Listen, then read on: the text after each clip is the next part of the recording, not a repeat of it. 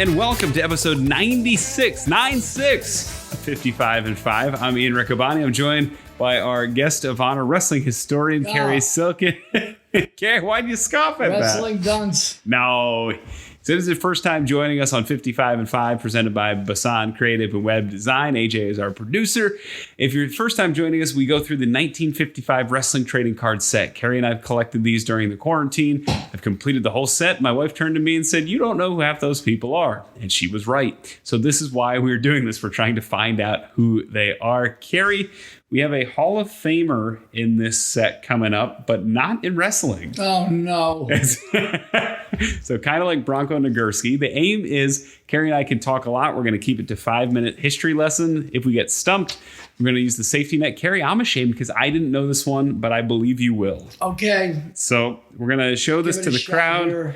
We got a man, a large man, 6'6", 300 pounds, delivering a right cross to the jaw of another large man. So, Cary, I'm going to set 5 minutes on the clock. Can you tell me anything about Primo Carnera? I can tell you a little about him. Yeah, I see. I knew it.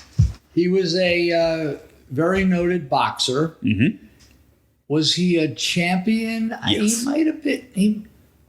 Was he a heavyweight champion? He was a heavyweight champion, largest heavyweight champion ever at 320 pounds. At the time, at least. And he moved on into wrestling. He, too, I also think was a thespian. Mm-hmm. Might have had a few roles. Sure did. I think we have a poster somewhere with him. As a special ref, I think you have one. Right. Mm-hmm. And interesting card with that background, which I would think is like the Montreal Forum of that time or the Maple Leaf Gardens type. Mm-hmm.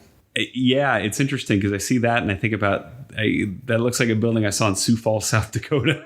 So I'm wondering, but yeah, that might be the forum.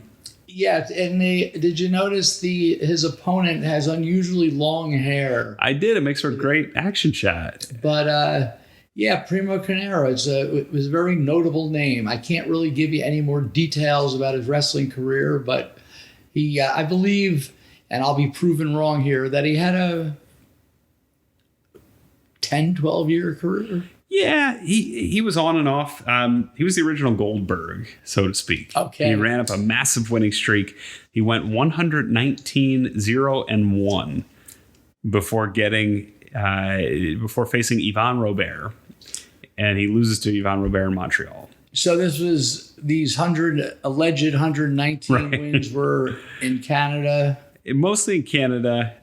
He has some. Yeah, I think he wrestled at the Guard. He did, and interestingly enough, he won the heavyweight boxing championship at Madison Square Garden at the Madison Square Garden Bowl, which was in Queens. Right? So he had won that. He was born in Italy. At the time, he was only one of 3 international heavyweight champions.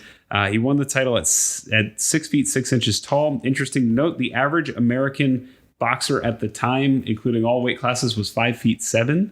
So he often towered over even all heavyweights at that point. So he was a big man. He was 328 pounds. And he was from Italy. Right. So at the time you had Rocky Marciano, mm-hmm. Rocky Graziano. Right. I do. Yeah. And, in boxing, often the minorities, there were great Jewish fighters mm-hmm. in the 20s and 30s and great Irish fighters and great black stars. A lot mm-hmm. of the more oppressed minorities had their runs and had a run in boxing. And, there was this Italian, a batch of Italians. Sure. Just like in the Yogi book that I'm reading, where you have DiMaggio. Right. Phil Rizzuto, mm-hmm. Tony Lazzari. Yeah. A lot of great Italian Roy Campanella. Well, he was no, just messing with you. Very good. Sounds Italian. Sounds like Riccoboni. Right. But it's interesting you said, you implied that you said kind of push or implied some terms you'd say in wrestling if something was predetermined, because there's a lot of accusations about Mr. Carnera. Okay. And his fights being predetermined. Mysteriously, there was a couple bouts where he was losing on points, or they thought he was losing on points, and his opponent would mysteriously disqualify themselves. Huh. In his boxing bouts. We'd have to go to a Greg Oliver type to find out how many of these 119 matches was. It might have been like 29 matches. Well, in boxing, Time magazine in 1931 wrote that he was, quote, backed by a group of prosperous but shady entrepreneurs with accusations of his opponents for throwing fights. And the movie The Harder They Fall, starring Humphrey Bogart, was believed to be based about his life and a dramatization of it. Kind of inspiring story, though. He had diabetes, and he's one of the only professional athletes at the time to achieve superstardom while combating diabetes. So kind of a role model. That's unfortunately what he passed away from in 1967. He was 61 years old, but kind of inspirational. He began his wrestling career in 1946, so he was on the opposite end of the boxing. Beat Tommy O'Toole, who we've talked about on 55 and 5. And in May 1948, his biggest match, he was 143-1-1, with the one loss being to Yvon Robert, but that earned him a world title shot against Luthez. Luthez won the bout, obviously. And does it mention when his career lasted till? His career, he fought on and off as a special attraction through the 50s. Yeah. So interesting to note, he was a WWE Legacy Hall of Famer, which every year now they kind of sneak in 8 guys, 10 guys.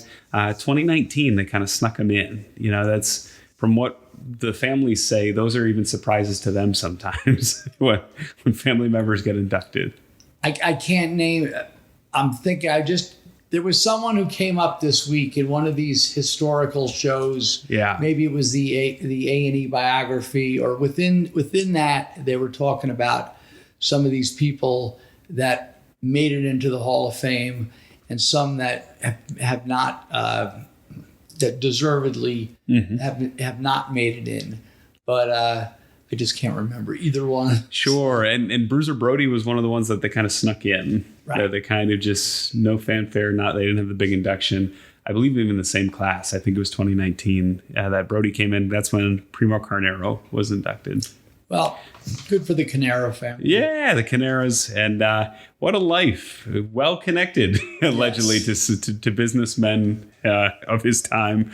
But a heck of a fighter, a heck of a world champion. Still holds the record for most knockouts as a heavyweight fighter. So his final boxing record, 89-14. That's a lot of fights. That's a lot of fights. Yeah, and unfortunately, when you fight that much, some of your opponents will have lasting effects. There's one of his opponents had meningitis when he fought Primo Carnera, and unfortunately, the fight probably led to his opponent's passing. So there was a mystique about him. He was a heavy hitter. He was a knockout king, and really one of the original most dangerous men in the world, Primo Carnera. Well, it was a good one, and I look forward to number 97. Yeah. Hopefully it'll be someone else that at least I know a little bit about. You do. Okay. So come back tomorrow at 8 p.m. for 55 and 5. We're going to go to episode 97 of 121. It's going to be a fun one. I know you know the name. I'm wondering if you could tell me a little bit about it, though. Okay. All right. Thanks for watching, everybody. We'll see you tomorrow right back here, 8 p.m. premiere on YouTube.com/Ian Riccaboni or 55and5.com. Happy wrestling.